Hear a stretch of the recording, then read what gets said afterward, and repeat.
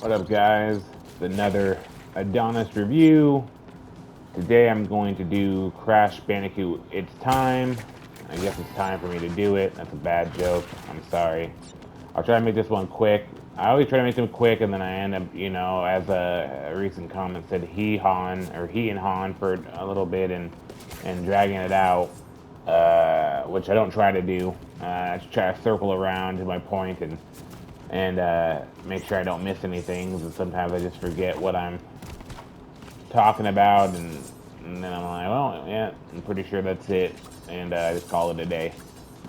But I don't know if you know this, but right now I'm doing this review. It's the beginning of July.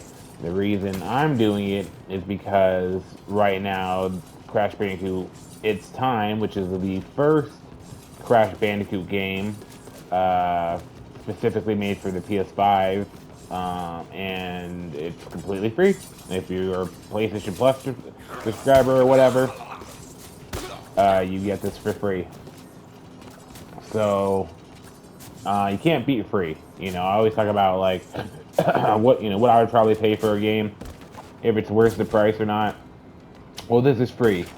So me telling you what to get it for doesn't really matter that much right now because you can get it for free if you listen to this now and have PlayStation Plus and PlayStation and whatnot.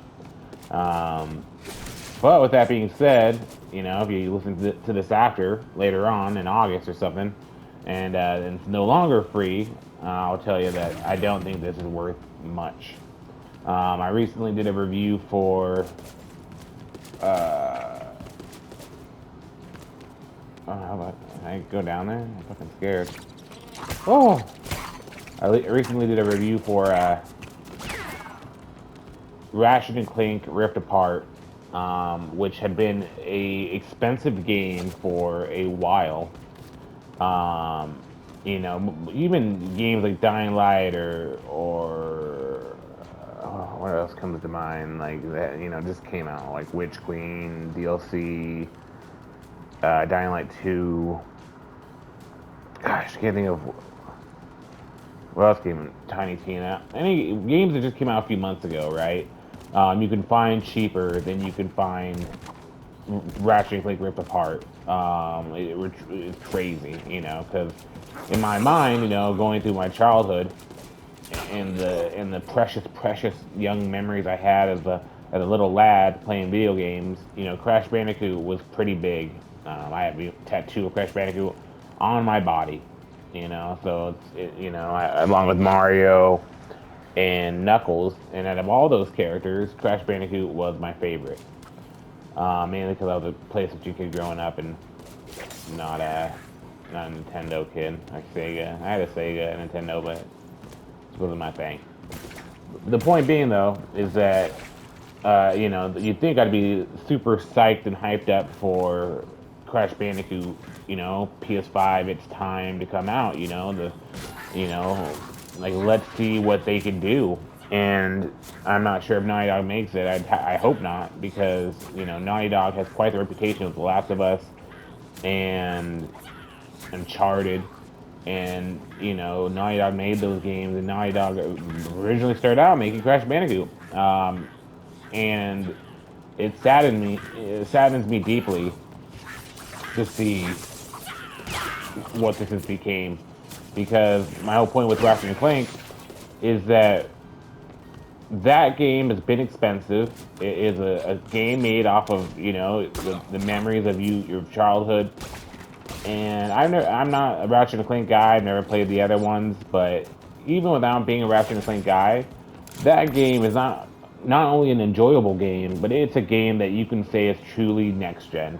It feels like it feels worth paying a higher price to get a game that feels next gen. Now, Horizon Zero Dawn next gen, I mean, no, that truly pushes, or Forbidden West, Horizon Forbidden West, truly pushes the console to its peaks. Probably, could push it past it, right? Because they didn't make it for PS4, so obviously it's achievable both. So I am excited to see a game one day finally, push itself to whatever it's fucking capable of. But point being is that Ratchet and Clank Rift Apart felt like a future game from a game that was loved in the past. It felt like you were truly getting more and truly getting better crispy particles and whatnot. And I say all this to say that I do not feel that with Crash Bandicoot. I'm truly disappointed. This to me feels like it could be a PS3 game. Truly. Uh, I remember when PS2 came out and the first PS2 Crash Bandicoot game came out, and I remember, it had. I'd say the first PS2 Crash Bandicoot game literally had more bells and whistles than this does.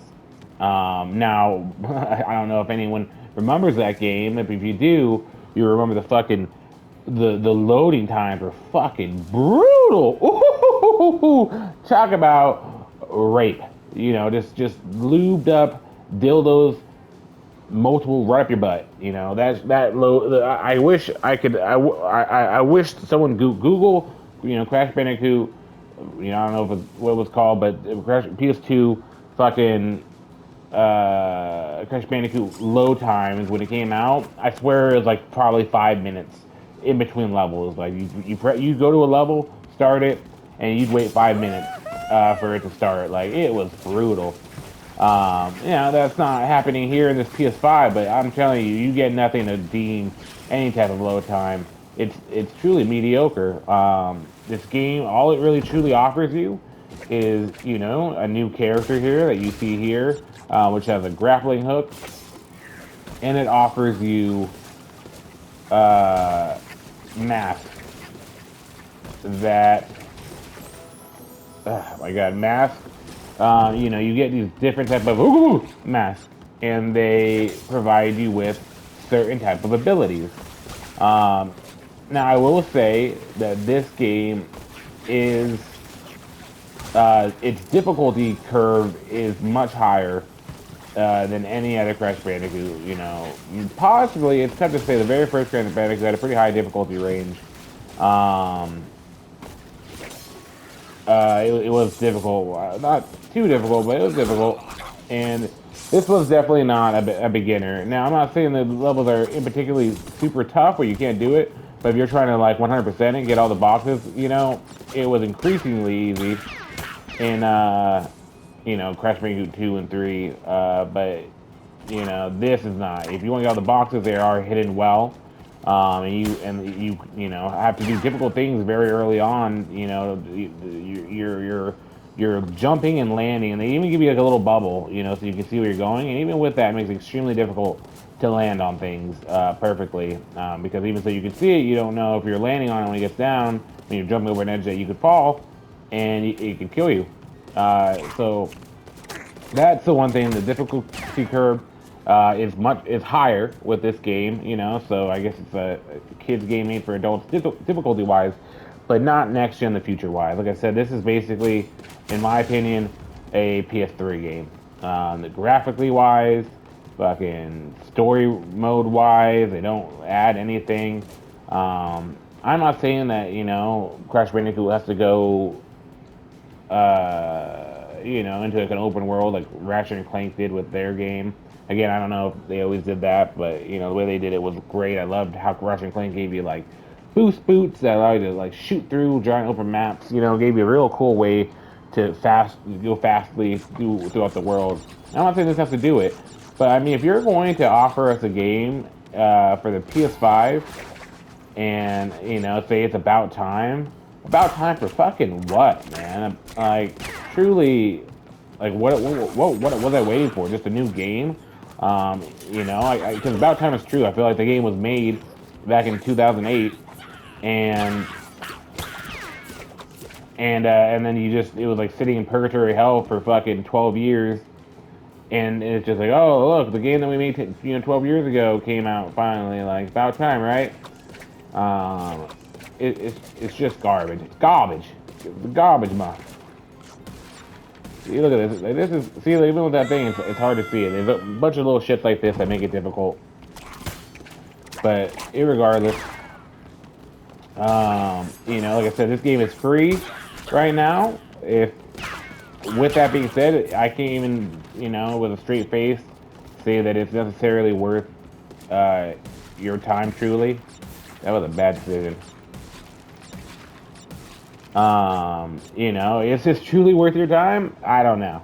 Maybe they do have a two-player mode that you can play with a friend, which might make, you know, some novelty value if you have a friend over worth doing it. Where you can, I don't know, switch off or I don't know, do something with a friend. Which is nice of them, I guess. But beyond that, you know, if I was to pay money for this game, I probably wouldn't pay more than $10. It's tough to wager it. So you know, it's a letdown altogether for Naughty Dog. I wish they'd do better. I hope they do better. If you can get it for free, get it, but it's not worth much. I hope that helps you guys figure out if you're thinking about downloading it for free and want to spend, you know, if you want to spend time on it. Beyond that, later.